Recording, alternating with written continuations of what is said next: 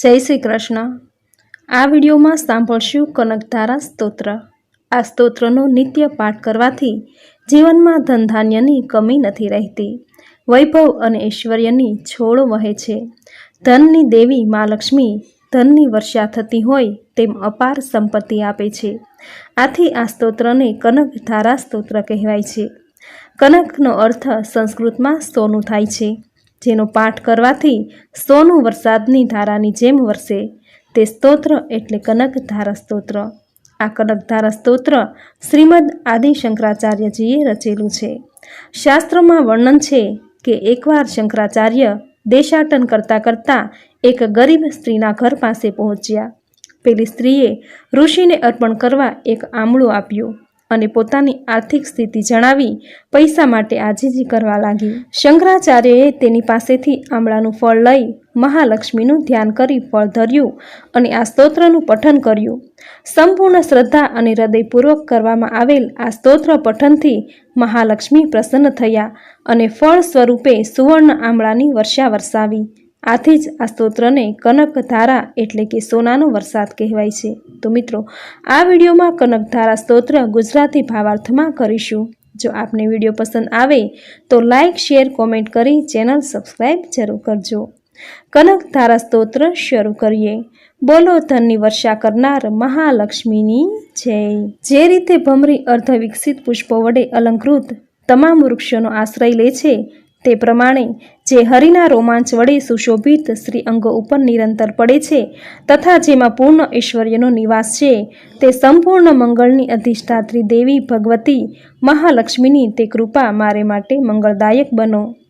જે પ્રમાણે ભમરી કમળદળ પર આવી જાય છે અને ગોળ ગોળ મંડરાઈને ચકરાવે છે, તે પ્રમાણે મૂળના શત્રુ મુરારી શ્રીહરિના મુખારવિંદ તરફ જે વારંવાર પ્રેમપૂર્વક જાય છે અને લાજને કારણે પરત આવે છે, તે સમુદ્રમાં સમુદ્ર કન્યા શ્રી લક્ષ્મી દેવીની મનમોહક મનોહર મુગ્ધ એવી દ્રષ્ટિમાળા મને ધન સંપત્તિ આપો। જે સંપૂર્ણ દેવતાઓના સ્વામી ઇન્દ્રપદનો વિકાસ વૈભવ આપવા માટે સમર્થ છે, મધુહંસાદ શ્રીહરિને પણ વધારે પ્રમાણમાં આનંદ આપનારી એવી તથા શ્રીનીલ કમલના અંદરના ભાગની જે મનોહર જણાય છે, તે લક્ષ્મી દેવીના અર્ધ ખુલ્લા નેત્રોની દ્રષ્ટિ ક્ષણભર માટે મારા પર થોડા વખત માટે જરૂરથી પડે। શેષશાહી ભગવાન શ્રી વિષ્ણુની ધર્મપત્ની શ્રી લક્ષ્મીજીના નેત્રો એટલે કૃપા દ્રષ્ટિ અમને ઐશ્વર્ય આપનારા નીવડો। એ નેત્રોની કીકીઓ અને ભ્રમરો કામદેવ જેવી સુંદર અને પ્રેમ પરવશ તથા અર્થ ખુલ્લા તથા નિર્નિમેષ નેત્રો વડે જોનારા આનંદ કંદ શ્રી મુકુંદને પોતાની નજીક હોવાથી થોડી તીરછી થઈ જાય છે। તે નેત્રોની કૃપા દ્રષ્ટિ અમને સંપત્તિ અને વૈભવ આપો। ભગવાન મધુસૂદનના કસ્તુભણી મંડિત વૃક્ષસ્થળમાં ઇન્દ્રનીમલી હારાવલી જેવી શોભી રહી છે તથા તેમના મનમાં પણ કામનો સંચાર કરનાર છે, તે કમળ કુંજવાસીની કૃપા કટાક્ષમાલા મારું કલ્યાણ કરો। જે પ્રમાણે મેઘ ઘટામાં વીજળી ચમકે છે, તે રીતે કૌઢગ શત્રુ શ્રી વિષ્ણુની કાળી મેઘમાળા સમાન શ્યામ સુંદર વૃક્ષ સ્થળ પર પ્રકાશિત થાય છે। એમણે પોતાના આર્વિભાવથી ભૃગુવંશને આનંદિત કરેલ છે। જે સમસ્ત વિશ્વની જનની છે, તે ભગવતી લક્ષ્મીજીની પૂજનીયા મૂર્તિ મારું કલ્યાણ કરે। સમુદ્ર કન્યા લક્ષ્મી દેવીની તે મંદ અસલ મંથર અને અર્ધોન્મિલિત દ્રષ્ટિ, જેના પ્રભાવ વડે કામદેવ મંગલમય ભગવાન મધુસૂદનના હૃદયમાં પ્રભાવ વડે મહાદેવ મંગલમય ભગવાન મધુસૂદનના હૃદયમાં પ્રથમવાર સ્થાન પ્રાપ્ત કર્યું હતું, તે અહીંયા મારા પર પડો। કમળાદેવીની કૃપા દ્રષ્ટિ મારા ઉપર પડો। ભગવાન નારાયણની પ્રેયસી લક્ષ્મીજીના નેત્રરૂપી મેઘ દયારૂપી અનુકૂળ પવન વડે પ્રેરાઈને દુષ્કર્મરૂપી કામને ચિરકાળ માટે દૂર હટાવીને વિષાદરૂપી ધર્મજન્ય તાપ વડે પીડિત એવા મુજબ ગરીબરૂપી ચાતક શિશુ પર ધનરૂપી જળની ધારાને વૃષ્ટિ કરો। વિશિષ્ટ બુદ્ધિવાળા મનુષ્યો જેમના પ્રીતિ પાત્ર બનીને જે દયા દ્રષ્ટિના પ્રભાવ વડે સ્વર્ગ પદને સરળતાથી પ્રાપ્ત કરે છે, તે લક્ષ્મી દેવીની વિકસિત કમળના ગર્ભની જેવી કાંતિમયી દ્રષ્ટિ મને મનોવાંછિત પુષ્ટિ અર્પિત કરે। જે સૃષ્ટિ લીલાના સમય વાઘ દેવતાના રૂપમાં સ્થિત હોય છે, પાલન લીલા કરતી વેળાએ ભગવાન ગરુડ ધ્વજની પત્ની લક્ષ્મીને રૂપે વિરાજમાન થાય છે તથા પ્રલય લીલાના કાળમાં શાકંભરી ભગવતી દુર્ગાયા ચંદ્રશેખર વલ્લભા પાર્વતી રૂપે છે. ત્રિભુવનના પિતા નારાયણી તે નૈત્ય યૌવના પ્રેયસી શ્રી લક્ષ્મી દેવીને નમસ્કાર. હે લક્ષ્મી દેવી, કર્મોના ફળને આપનારા શ્રુતિ રૂપે આપને પ્રણામ કરું છું. રમણીય ગુણોની સિંધુ રૂપા રતિના રૂપમાં આપને નમસ્કાર કરું છું. કમળ વનમાં નિવાસ કરનારા શક્તિ સ્વરૂપા લક્ષ્મીજીને હું નમસ્કાર કરું છું તથા પૃષ્ટિ રૂપા પુરુષોત્તમની પ્રિયા એવી શ્રી લક્ષ્મી દેવીને હું નમસ્કાર કરું છું. કમળ વદના કમળા દેવી લક્ષ્મી દેવીને નમસ્કાર. ક્ષીર સિંધુ સંભૂતા શ્રી દેવીને નમસ્કાર. ચંદ્રમા તથા સુધાની સગી બહેન શ્રી લક્ષ્મી દેવીને નમસ્કાર.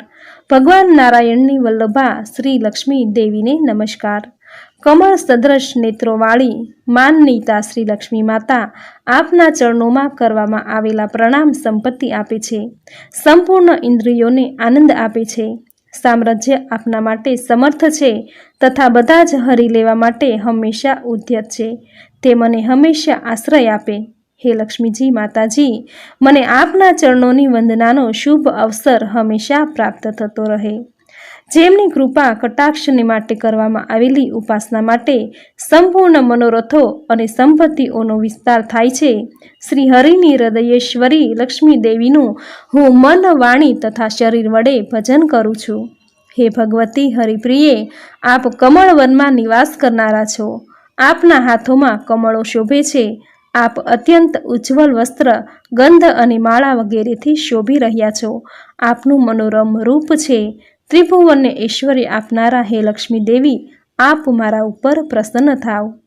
દિગ્ગજો દ્વારા સુવર્ણ કલશના મુખો વડે ઢોળવામાં આવેલા આકાશ ગંગાના નિર્મળ અને મનોહર જળ વડે જેમના શ્રી અંગોનો અભિષેક થાય છે, તેવી અને સંપૂર્ણ લોકોના અધીશ્વર ભગવાન વિષ્ણુની ગૃહિણી તથા ક્ષીરસાગરની પુત્રી એવા જગતજનની લક્ષ્મી દેવીને હું સવારમાં પ્રણામ કરું છું. કમળ નયન કેશળની કમની કામિની શ્રી કમળા દેવી, હું અકિંચન મનુષ્યોમાં અગ્રણ્ય છું, જેથી આપની કૃપા માટે હું સ્વાભાવિક રીતે યોગ્ય છું.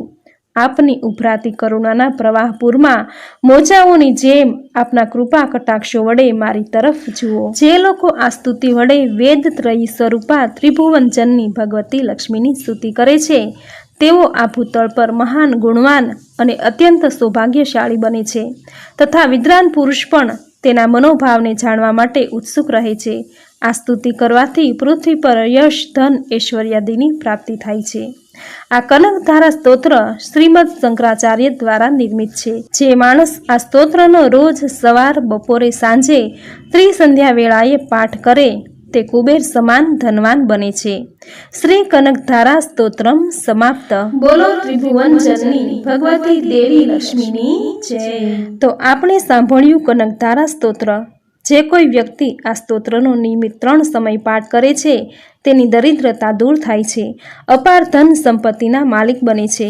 મહાલક્ષ્મીની કૃપા વગર કોઈ પણ વ્યક્તિ ધનથી સંતુષ્ટ નથી થતા. આથી નિત્ય કનકધારા સ્તોત્રનો પાઠ કરવાથી દરિદ્રતા દૂર થાય છે.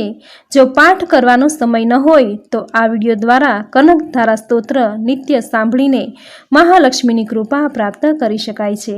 તો મિત્રો, તમે પણ મહાલક્ષ્મીનું ચમત્કારિક કનકધારા સ્તોત્રનો પાઠ નિત્ય કરી માતા લક્ષ્મીની કૃપા પ્રાપ્ત કરજો.